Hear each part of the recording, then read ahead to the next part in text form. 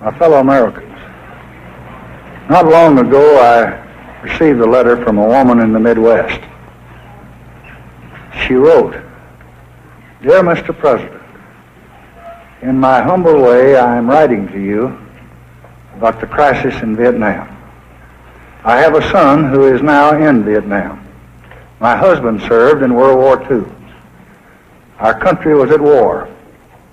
But now, this time, it's just something that I don't understand. Why? Why Vietnam? Why Vietnam?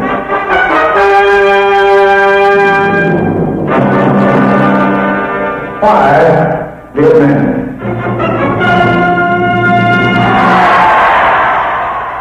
Munich, 1938. German Chancellor Adolf Hitler arrives for a conference to be held here with British Prime Minister Neville Chamberlain.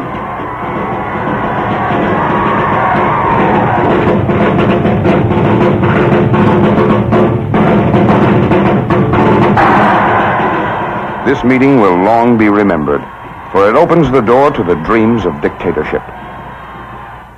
We regard the agreement signed last night and the Anglo-German naval agreement as symbolic of the desire of our two peoples never to go to war with one another again.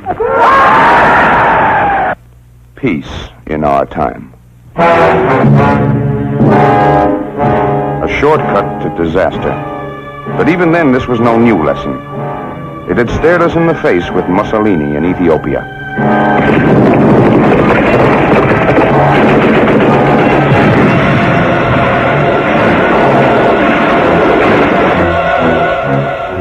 Ethiopia's emperor, Haile Selassie, made his protest to the League of Nations, but nothing was done. We'd also seen the Anschluss in Austria, and nothing was done. Then in 1950,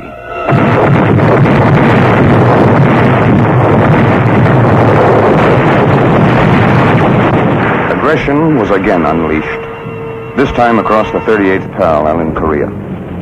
But free men had begun to learn the lesson, and something was done.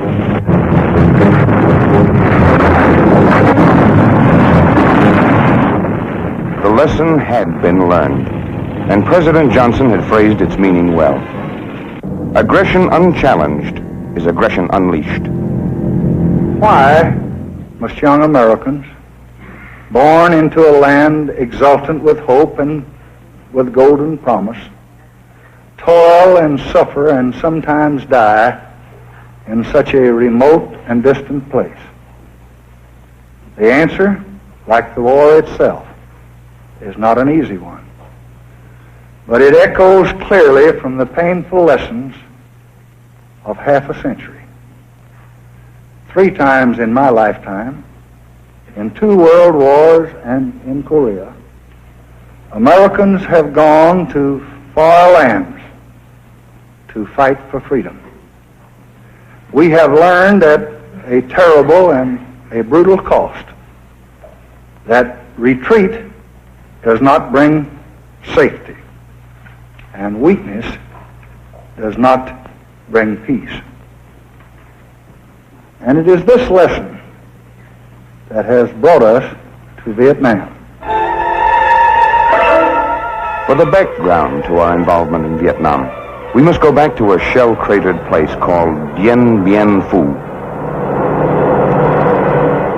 Supplied only by air, completely surrounded by the opposing Vietnamese, French troops are fighting the last battle of a long war over what had been called French Indochina. It's a strange 3-cornered struggle. Non-communist Vietnamese fighting communist Vietnamese, and some of both fighting the French.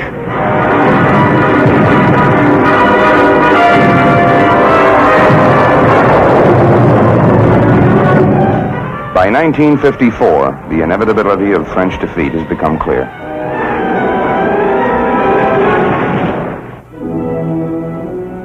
Hanoi, in 1954, reflects the ravages of long and bitter warfare. But for now, the fighting is over. The French are leaving.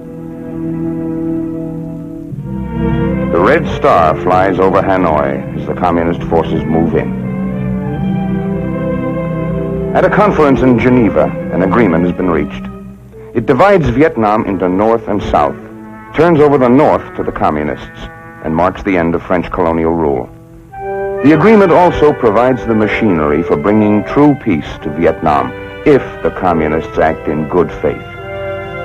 This is a bright victory for the communist world, and there are smiles.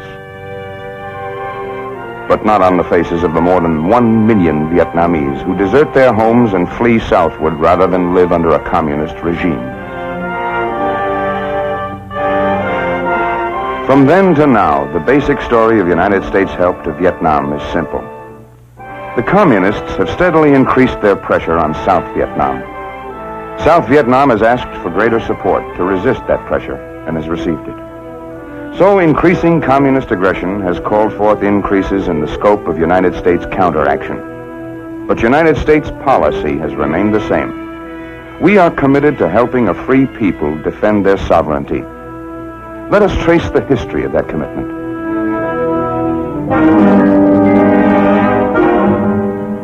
In 1954, Vietnam is divided at the 17th parallel, as Korea was divided at the 38th. She faces the future with an imaginary line running from border to border, symbolizing a separation which is far from imaginary.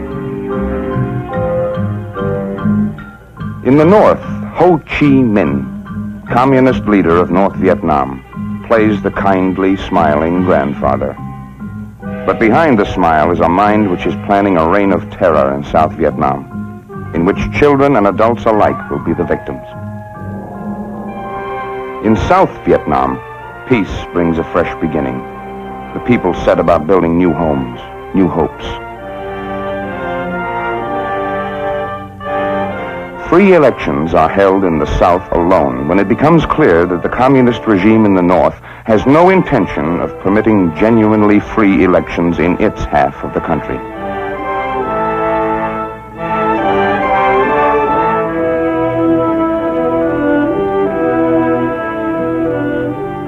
Also in 1954, President Eisenhower pledges economic aid to assist the government of Vietnam in developing and maintaining a strong, viable state, capable of resisting attempted subversion and aggression through military means.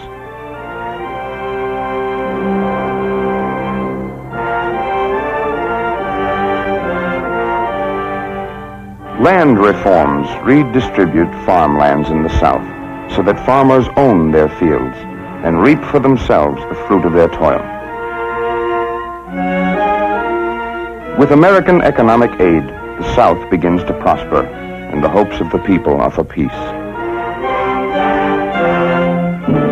These hopes, shared by so many in Southeast Asia, are reinforced in Manila when in 1955, the United States and others signed the Southeast Asia Collective Defense Treaty, forming SEATO and guaranteeing the mutual security of Southeast Asia from armed aggression. But even as the people of the South build, North Vietnam is creating in their villages political action centers with trained agitators infiltrated from the North, often in the guise of refugees. The communist plan also includes acts of terror and subversion to disrupt the legitimate government. If the South cannot be brought under Hanoi's control by less forceful means, a new phase of the communist plan is ready to go into action. Open guerrilla warfare, furtive and remorseless, aimed at destroying the government and subjugating the people. It is called by Hanoi a war of liberation. It does not seem so to the hundreds of anti-communist leaders, teachers, and their wives and children who are visited in the night by Viet Cong persuasion squads.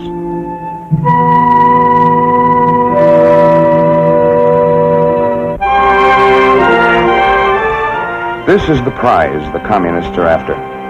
South Vietnam, rich in rice, and standing at the gateway to the rice-rich nations of Cambodia, Laos, Thailand, Burma, and East Pakistan. And the Asian communists have said, a grain of rice is worth a drop of blood.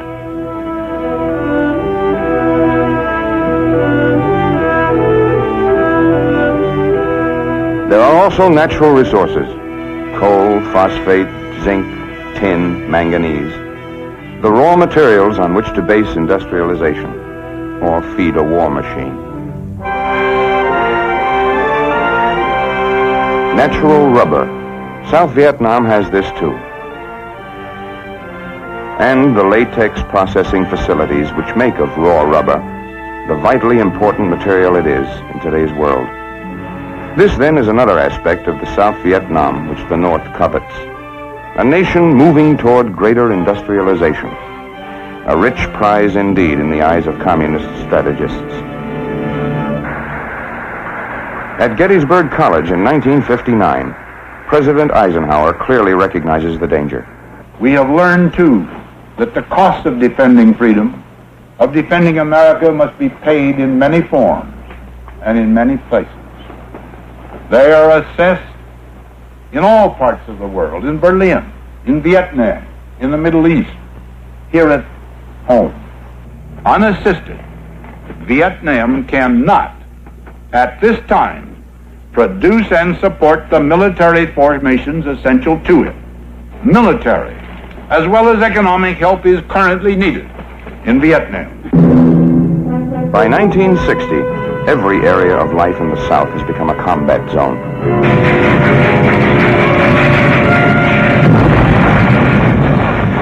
This is a different kind of war. There are no marching armies or solemn declarations. But this is really war. It is guided by North Vietnam, and it is spurred by Communist China. Its goal is to conquer the South and to extend the Asiatic dominion of communism. And there are great stakes in the balance. No people see this more clearly than the embattled, hard-pressed Vietnamese. By 1961, they send out an urgent call for help. The answer to that call is prompt in arriving.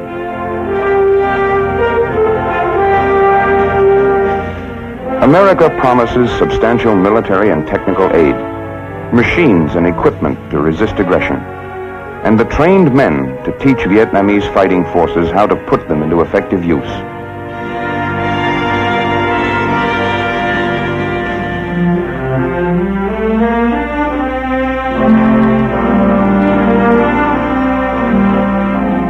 The American advisors are specialists, highly trained and motivated, often able to speak to trainees in their own language.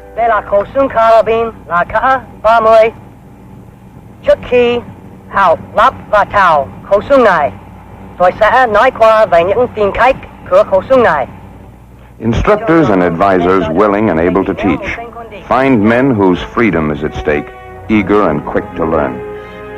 At this time, however, the Americans in Vietnam are there only as advisors.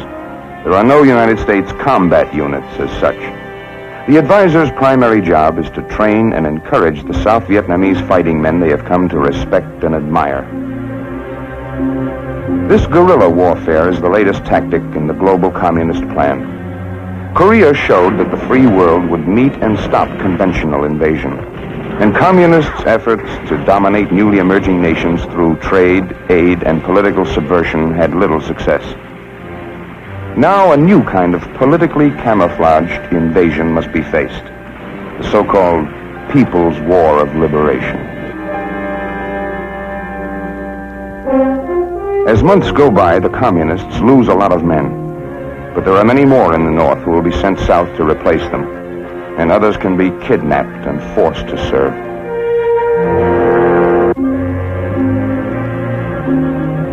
Meantime, in addition to training Vietnamese fighting men, American advisor teams are working constantly to help relieve the human suffering of remote villages.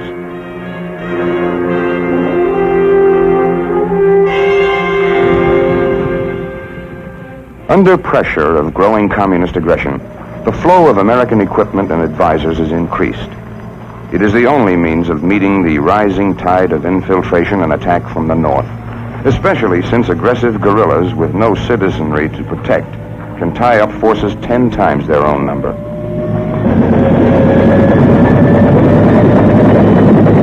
Superior equipment and mobility are used to full advantage to carry the fight to the enemy, swiftly, wherever his presence becomes known.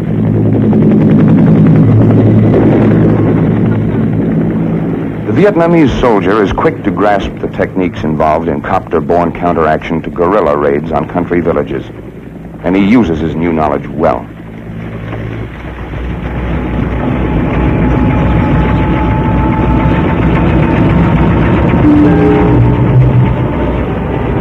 Even with superior equipment, however, this is a difficult war to prosecute. There are no front lines here. The war is everywhere, against an enemy that is seldom clearly seen. In these scenes of casualty evacuation, the enemy is not far away, certainly within shouting distance. The enemy is not seen, but American and Vietnamese fighting men bear on their bodies the painful evidence that he is still here, still determined, still deadly.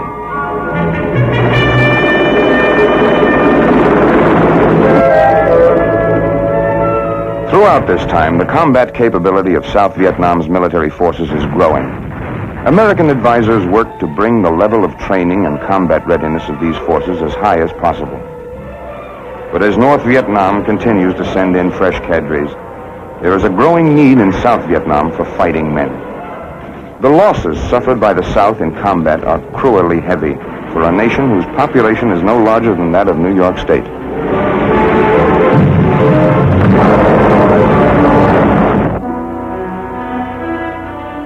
The fact is, in proportion to population, South Vietnam's losses in combat are 10 times as great as those suffered by the United States in Korea, greater even than our total losses in World War II.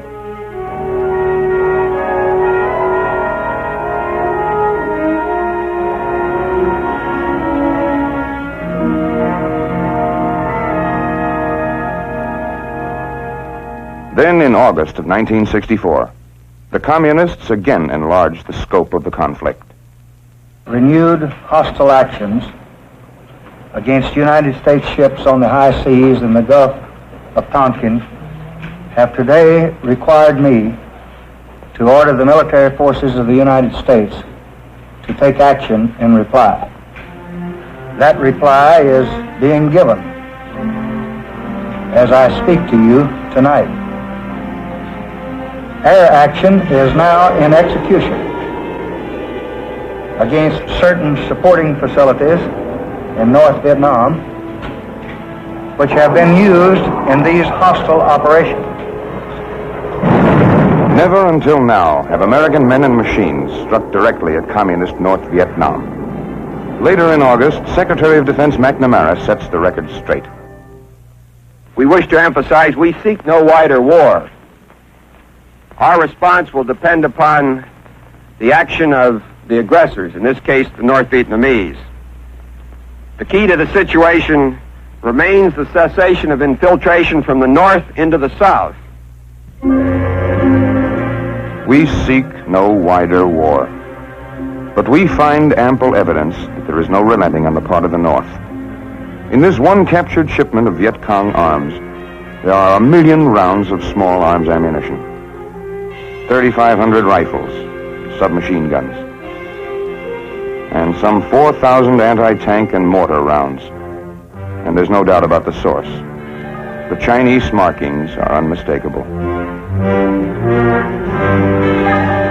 In meeting the aggression so clearly evidenced here, we have sent strength to meet force.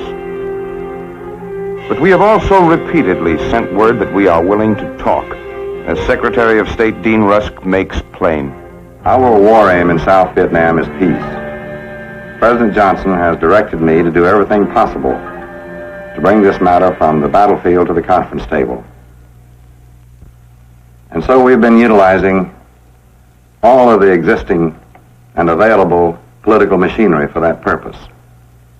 We've attempted to use the machinery of the Geneva Conferences of 1954 and 1962.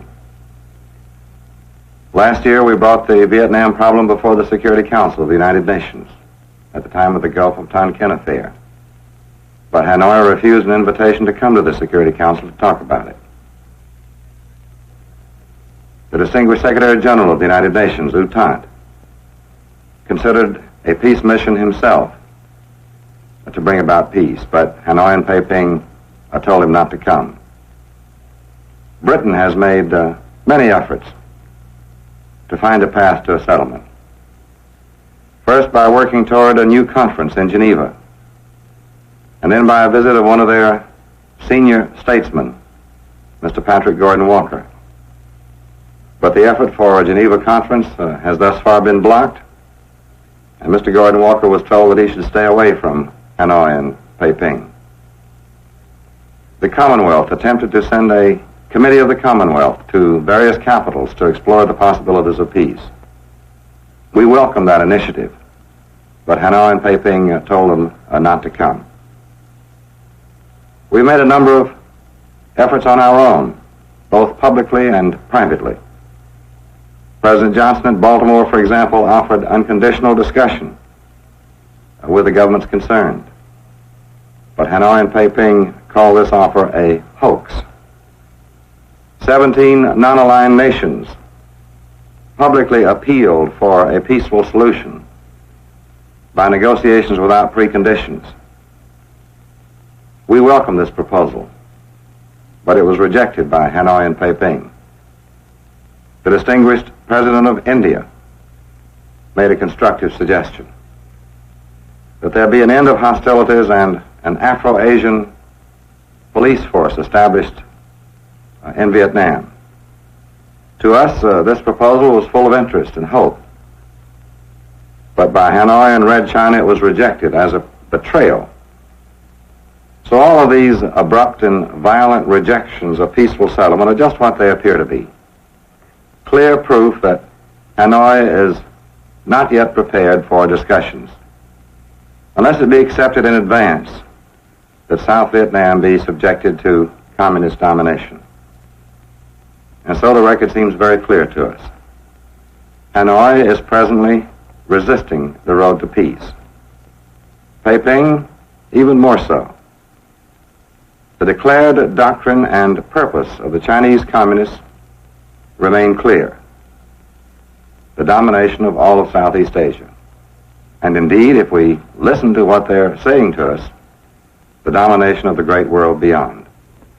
The United States will continue to make every effort toward reasonable negotiation, and there can be no doubt as to our intention. We do not seek the destruction of any government, nor do we covet a foot of any territory. But we insist, and we will always insist, that the people of South Vietnam shall have the right of choice, the right to shape their own destiny in free elections in the South or throughout all Vietnam under international supervision. And they shall not have any government imposed upon them by force and terror, so long as we can prevent it.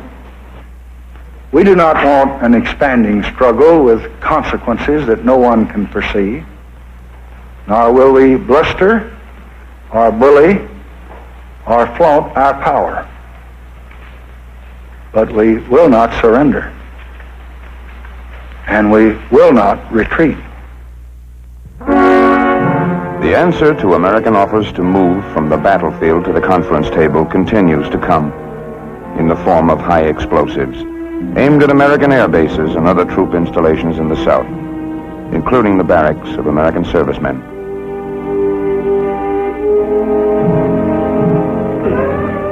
But in this war against people, the high explosives are not only aimed at men who bear arms. The American embassy in Saigon itself becomes a grim battleground scene as Viet Cong terrorists single it out for a bomb attack. It is all part of the carefully planned and continuing campaign of terror against both American and South Vietnamese civilians.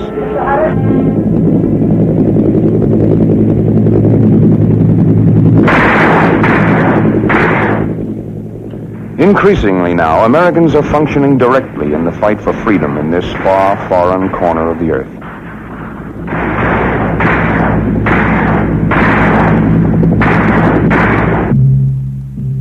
The risks are real, just as the stakes for which they are taken are real.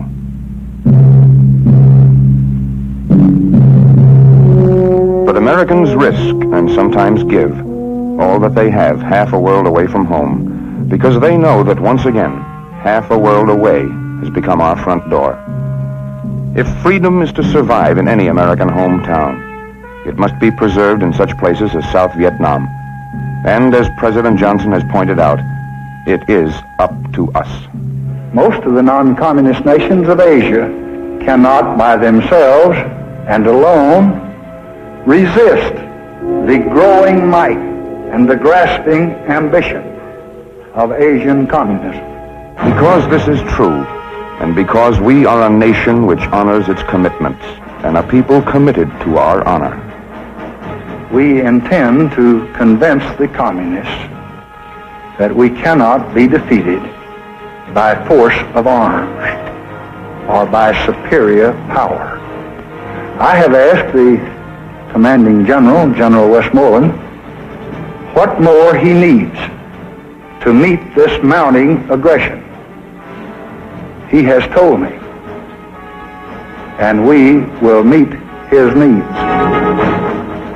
For the first time, combat units of the United States Marine Corps arrive in Vietnam, joining other Marines already there. It is the first time that Marines in full combat gear have hit the beach in an active combat zone since Korea.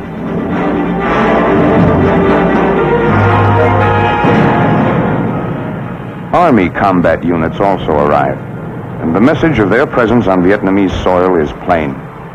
Whatever the present or future needs of the fight for freedom in Vietnam, they will be met.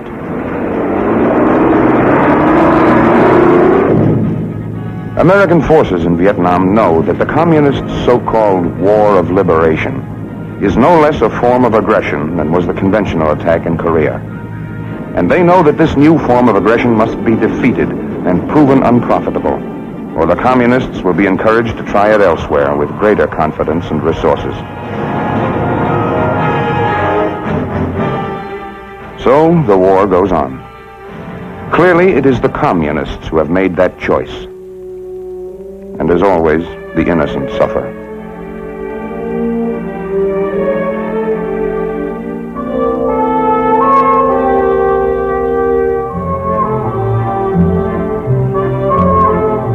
For the children of Vietnam and of all Southeast Asia, the future is in the balance.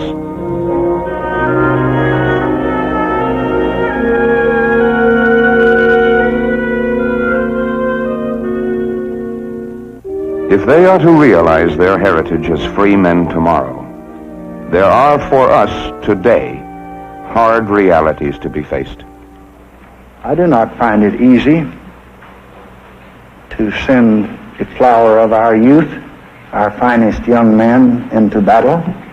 I have seen them in 1,000 streets of 100 towns in every state in this union, working and laughing and building and filled with hope and life. But as long as there are men who hate and destroy, we must have the courage to resist. We did not choose to be the guardians at the gate, but there is no one else. Nor would surrender in Vietnam bring peace, because we learned from Hitler at Munich that success only feeds the appetite of aggression.